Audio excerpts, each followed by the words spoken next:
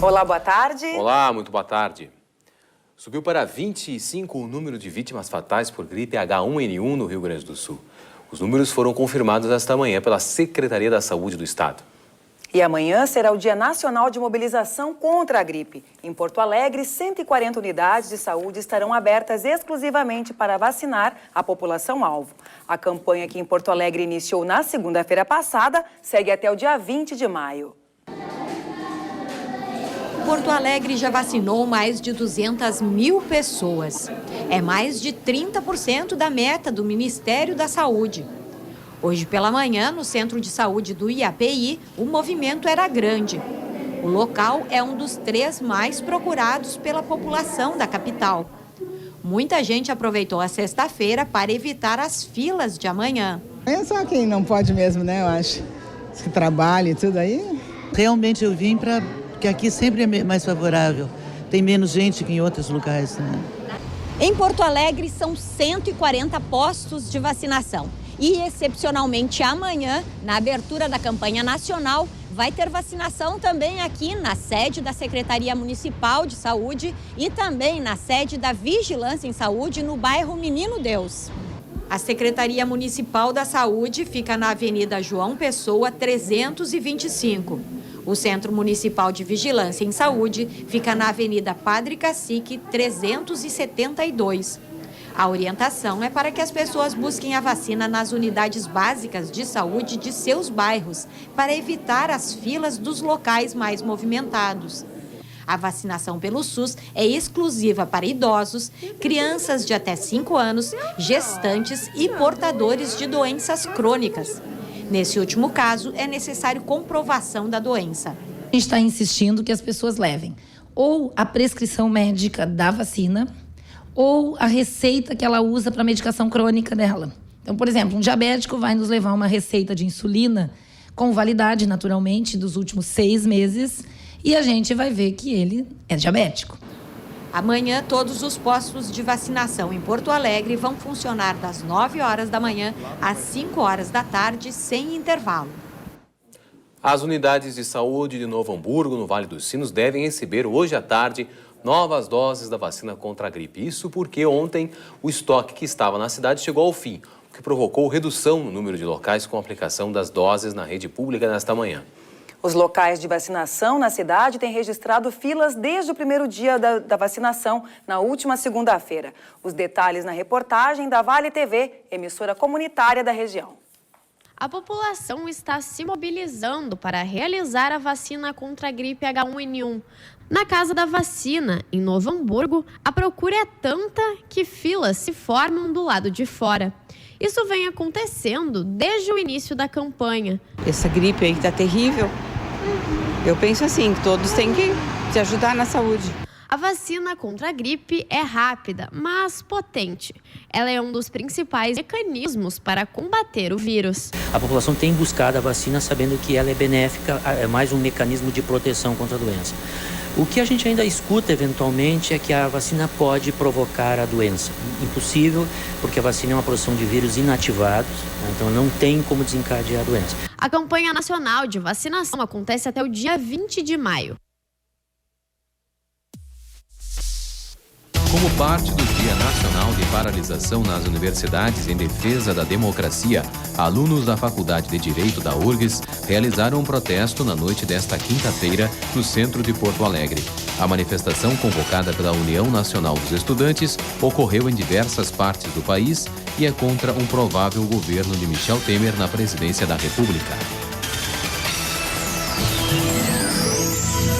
Dia parcialmente nublado em Porto Alegre. À noite, as nuvens diminuem. A temperatura fica na casa dos 16 graus.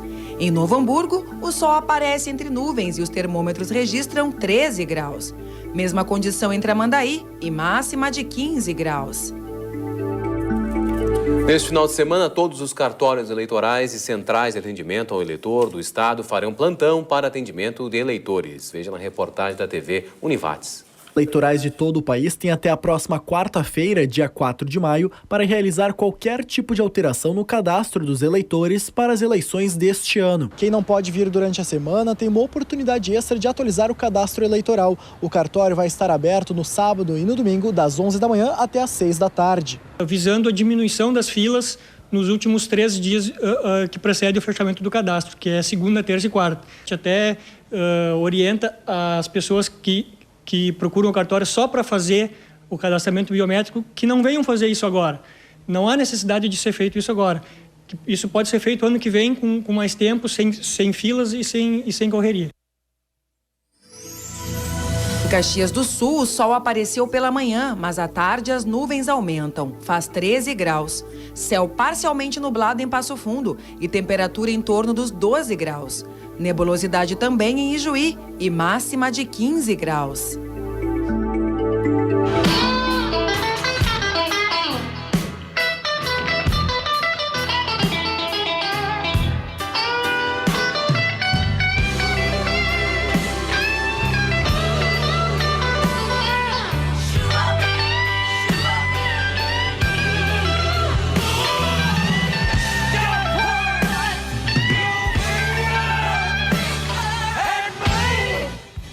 Daqui a pouco, travestis são autorizados a utilizar seus nomes sociais em órgãos públicos federais.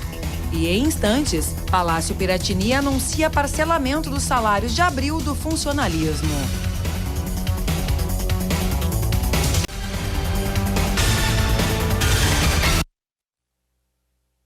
Dentro da minha cabeça, eu tenho esse sorriso. Eu sei que não tenho juízo. Dentro da minha cabeça,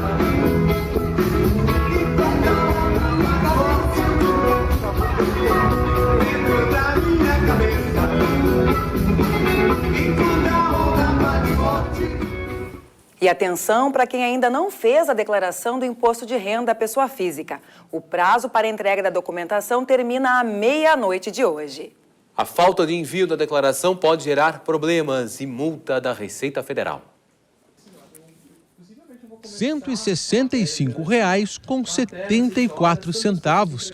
Essa é a multa mínima para quem não declarar o imposto de renda até às 11h59 da noite desta sexta-feira. Dinheiro que para a maioria faz falta. Bota fazer, faz muita falta aí, eu cuidei para não atrasar mais, né? Você já aprendeu a lição? Agora chega abril, já vou direto lá na contadora, ela faz para mim. Até às 9 horas da manhã, mais de 87% dos 2 milhões de gaúchos que precisam declarar o imposto este ano já havia entregue o documento. Mas para quem ainda não declarou, a dica é fazer o quanto antes. Se o contribuinte não tiver, por exemplo, o extrato bancário com a posição em 31 de dezembro, ele pode preencher a declaração e entregar. E depois, quando ele recebeu o comprovante, faz uma retificadora complementando. Se a informação que falta para o contribuinte não for uma informação necessária para a apuração do imposto, ele pode entregar a declaração o mais rápido que puder e depois retificar com essa informação acessória. O programa para declarar o imposto está disponível no site da Receita Federal. Qualquer correção nos dados também pode ser feito via internet. O governo começa a depositar os salários do funcionalismo público. O vencimento de abril começa a ser depositado nesta sexta-feira. O pagamento das quase 350 mil matrículas vinculadas ao Executivo hoje será de R$ 2.000 e o pagamento restante deve se estender até o dia 13 de maio. Entre despesas fixas e a folha de pagamento dos servidores, o governo estadual afirma que o gasto em abril é de 3 bilhões e 46 milhões de reais. Como a receita é de 2 bilhões e 600 milhões, estão faltando cerca de 400 milhões de reais para pagar em dia o funcionalismo vinculado ao Poder Executivo. Nós aqui também temos que fazer escolhas e na medida em que está ruim lá fora, isso bate aqui dentro. Menos dinheiro nós temos para fazer frente ao tamanho dos problemas que nós assumimos no início do ano passado. E com essa recessão monumental, isso só se agudiza, isso só é potencializado. A falta de dinheiro em caixa, afirma o governo, tem mais de uma causa. O Estado está arrecadando menos, por exemplo, com o IPVA, já que a inadimplência dos proprietários de veículos é alta. O pagamento da dívida com a União é outro problema que se arrasta. Nesta semana, o Supremo Tribunal Federal adiou por 60 dias a votação sobre o tipo de correção das dívidas dos estados com a União.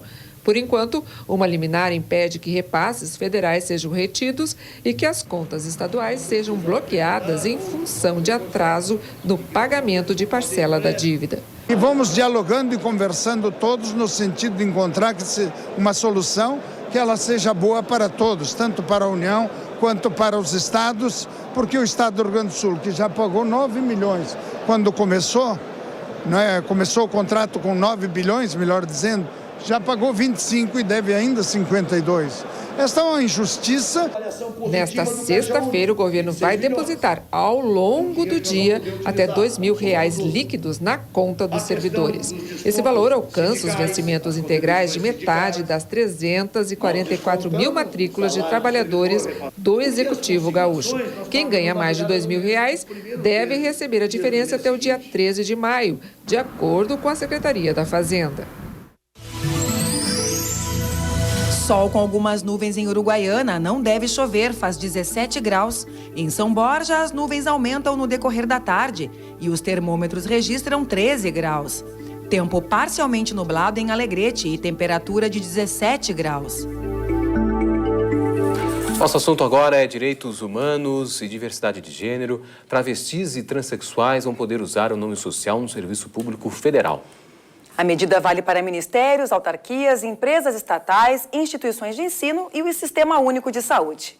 Uma atriz que independe de gênero. A transexual Luana tem a carteira de nome social, que permite que seja identificada com o nome que escolheu. Mas antes de fazer o documento, que não tem o mesmo peso do registro civil, ela foi vítima de preconceito. Uma professora da Universidade Federal do Rio Grande do Sul queria que Luana usasse o nome de batismo masculino para apresentar um trabalho científico. Ela foi extremamente preconceituosa e estúpida comigo, porque ela achou que chamarem meu nome de registro e levantar a Luana ia constranger as outras pessoas. E o que isso significaria para ti naquele momento, ter que se apresentar com o nome masculino? É um fim do mundo, assim, tu perde a tua própria identidade. Agora não só a URGS, mas todos os órgãos do Serviço Público Federal terão que aceitar o nome social usado por travestis e transexuais em crachás e formulários de identificação. O decreto assinado pela presidente Dilma Rousseff vale não apenas para servidores, mas também para usuários do Serviço Público Federal. Instituições de ensino, ministérios, autarquias e órgãos de saúde ligados ao SUS terão 1 ano para se adequar à nova regra. Transsexuais são pessoas que têm a identidade de gênero diferente da que indicam os genitais. Marcele já usa o nome social na URGS e sabe que esse reconhecimento faz a diferença. Me dá a segurança de poder ser eu mesma no ambiente de trabalho, que me dá uma tranquilidade, até uma satisfação e um orgulho de trabalhar numa instituição que valoriza tanto o funcionário como o aluno, o seu gênero, no caso. E a carteira social é um dos temas do TVE Repórter, que vai ao ar no domingo. Ela já recebeu prêmios reconhecidos da sociedade, mas ainda sofre com o preconceito. Do tipo, aberração, teu lugar não é aqui, nem olha pra mim. E eu fui me aproximar dele pra dizer pra ele, sai daqui, vai embora. Nisso ele já estava com uma chave de fenda na mão e me golpeou com a chave de fenda nas costas. No TVE Repórter deste domingo, a realidade da população LGBT, a violência dos crimes. Por que tanto ódio? Não é um tiro, uma paulada, são 30, 40 pauladas para matar realmente, exterminar essa população. As investigações que esbarram em falhas na legislação, as conquistas da cidadania e ainda o presídio que respeita travestis e transexuais. O TVE Repórter vai ao ar às 8h30 da noite. O programa tem horário alternativo na quarta-feira às 10 e também pode ser assistido na página da TVE na internet. Nosso assunto agora é segurança pública. Uma operação nesta manhã desarticulou uma quadrilha responsável pelo tráfico de drogas nessa região de Bagé, na campanha gaúcha. Conforme a polícia, o grupo era responsável por cerca de 30% do crack que foi apreendido pela polícia no primeiro trimestre deste ano. 8 pessoas foram presas.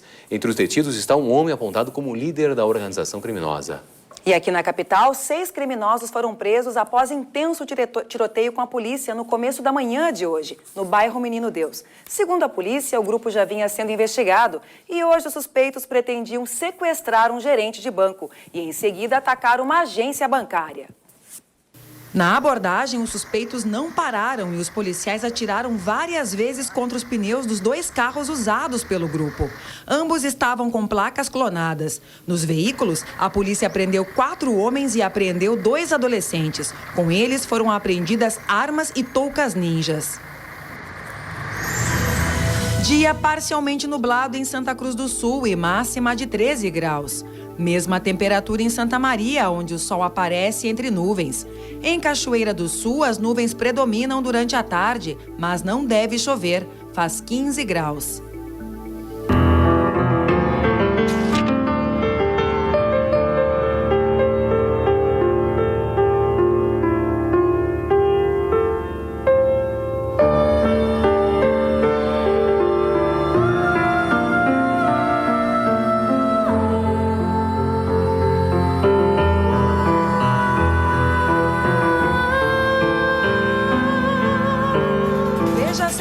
Reportagem da TV Cachoeira mostra as técnicas para fotografar recém-nascidos.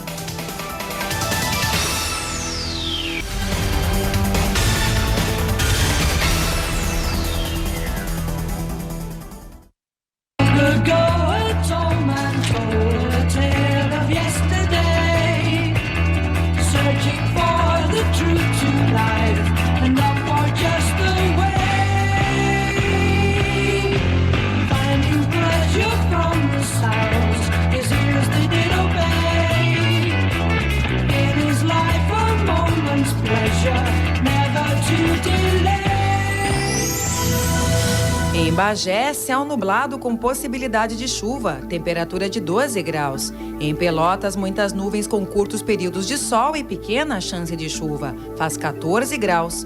Na cidade de Rio Grande, nebulosidade variável e máxima de 15 graus. Está aberta a 21ª edição da Feira Nacional da Soja em Santa Rosa, no noroeste do estado. Em 2016, o evento completa 50 anos, com a expectativa de receber um público de 250 mil pessoas. A direção da FenaSoja espera que os negócios girem em torno de 80 milhões de reais. Hoje, a entrada no Parque de Exposições é gratuita, mas a partir de amanhã, o ingresso custa R$ 7,00. A feira segue até o dia 8 de maio. As vendas de automóveis até apresentaram leve recuperação no início do ano. Mas o setor ainda amarga uma sequência de resultados negativos, principalmente quando comparados ao desempenho de 2015. Somente no primeiro trimestre de 2016, o tombo chega a quase 27% aqui no estado. Abrir a porta e sentir o cheirinho do carro novo é uma sensação cada vez mais rara. Mesmo com o aumento no número de emplacamentos de veículos novos em março em relação a fevereiro, no primeiro trimestre, as vendas foram quase 27% menores do que no mesmo período do ano passado. Jonatas diz que só está trocando de carro porque a profissão exige e reclama das taxas de juros. Tá difícil. Subiu bastante, né? E as taxas caíram também, taxa zero, não tem mais, é complicado. Só para te pegar uma taxa zero, tem que dar 60% do carro, praticamente pagar todo ele, né? O acesso ao crédito é o maior responsável pela queda nas vendas. Quem tem dinheiro está com medo de gastar e quem não tem, não consegue crédito. No Rio Grande do Sul, um dos reflexos é o fechamento de lojas. 20 das 600 revendas do estado fecharam as portas desde o início do ano. E junto com isso, vêm as demissões. Em localidades menores, em mercados menores, nós vamos ter fechamento de algumas unidades destas e talvez até de alguns grupos, logicamente gerando daí algum desemprego e e uma estagnação econômica onde estaria localizado essa unidade ou essas unidades ou mesmo esse grupo. Segundo o Sindicato das Concessionárias, as distribuidoras que concentram os negócios nos veículos novos são as que mais sentem a queda nas vendas. A saída pode ser a diversificação dos serviços, oferecer assistência técnica e vender carros usados. Nesta concessionária, a venda de seminovos cresceu 30% este ano, contrariando a tendência de estagnação do setor. Nós temos aquele estágio, o cliente que realmente acabou um pouco de capacidade financeira de comprar um seminovo, e aquele que tinha usado e ia para o 0 quilômetro, hoje ele está fazendo esse estágio no seminovo, está fazendo esse degrau no seminovo. Mas ele compra um produto com garantia, um lugar com confiança, não é qualquer lugar que ele vai lá e compra, ou seja, ele precisa realmente ter uma marca que dê segurança para ele, né? Então, é isso que está acontecendo com o mercado de seminovos hoje, né? O assunto agora é arte e literatura. Um projeto do artista alemão Andreas Kramer reuniu mais de 300 artistas para que retratassem da sua forma o espaço urbano. O conjunto de obras resultou em um livro, Metrópolis. As imagens podem ser conferidas até 15 de maio no Museu do Trabalho, em Porto Alegre. E quem nos fala mais sobre esse evento é a apresentadora do programa Estação Cultura, da FM Cultura, Liz de Bortoli. Tudo bem, Liz? Tudo bom, Clarice? Boa tarde a todos. Pois é, eu trago então hoje como dica cultural a exposição Metrópolis, que está acontecendo ali no Museu do Trabalho desde o dia 19 de abril. Como você comentou, Clarissa, são 303 artistas de todo o mundo, trazendo em apenas 20 por 20 centímetros suas concepções de cidade. Daí o título da exposição. São diversas técnicas de gravura, como xilo, linóleo, litogravura, gravura em metal e também tipografia. O bacana dessa exposição é notar as concepções de urbanidade de cada artista. Há aqueles que trazem imagens bem emblemáticas, como prédios ou passantes, outros que trouxeram abstracionismos, também presentes no imagético, do que se caracteriza uma cidade, né?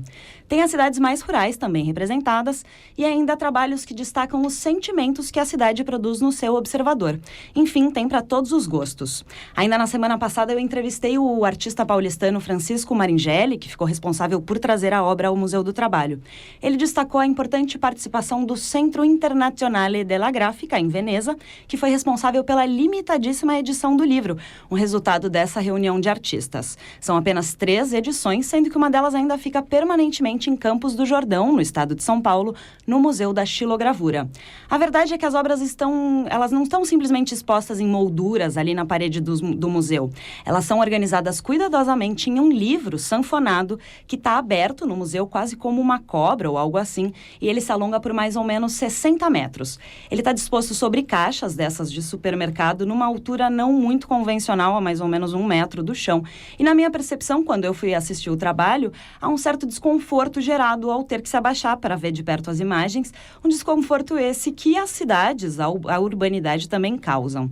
Se é isso ou não, eu não sei, mas eu indico fortemente a todos irem observar essa incrível exposição e, de verdade, assim, as exposições do Museu do Trabalho são excepcionais, eu sempre indico. O museu que fica ali na Rua dos Andradas, número 230, no centro da capital, funciona de terças a sábados, da 1h30 às 6h30 da tarde, no domingo até às 6h30 da tarde, a partir das 2h. Lembrando, então, que a exposição fica em cartaz até o dia 15 de maio. Por hoje é isso, então, queridos ouvintes, queridos espectadores, a gente se encontra ainda aqui pelas ondas sonoras da 107.7. Obrigada, Liz, pelas dicas.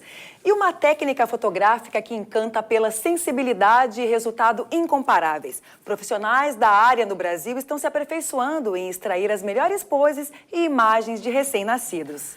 Você já ouviu falar em newborn? A TV Cachoeira foi conhecer os bastidores de uma sessão que revela alguns desses segredos, como fazer o melhor clique dos bebês.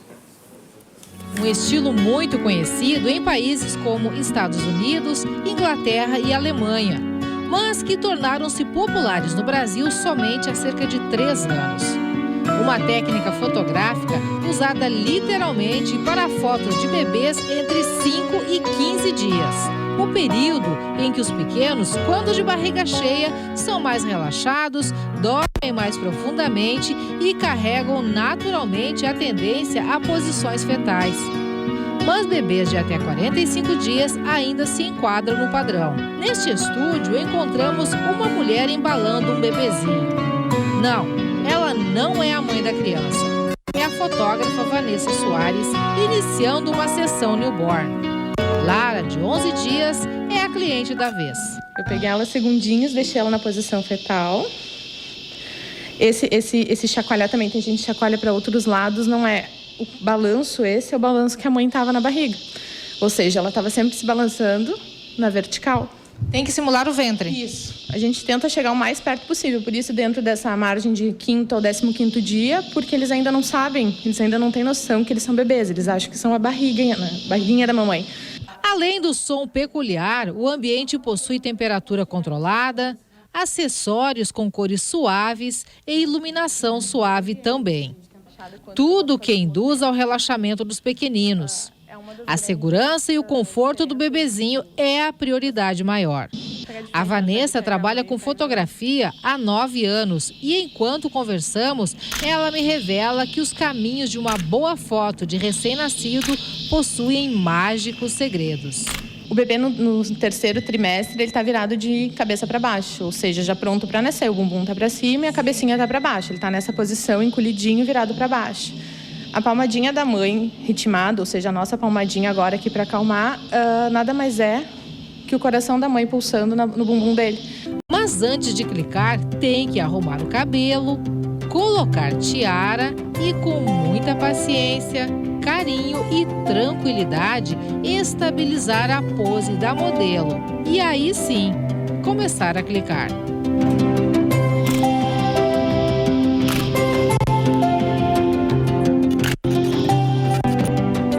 Para a mãe, confiança no profissional é fundamental, né?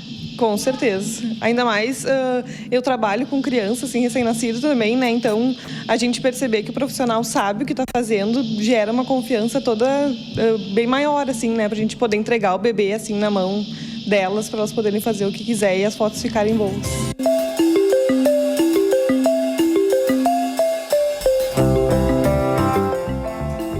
Realmente é um trabalho que exige muita sensibilidade, né? Os bebês são muito pequenininhos, muito delicados. Frágeis, tudo tranquilo. É verdade. Voltamos na segunda-feira a seguir Plano de Jogo. Mais informações no Jornal Segunda Edição, às 7 da noite. Boa tarde. Você fica com mais imagens dos bebês aí da técnica do newborn. Boa tarde, até.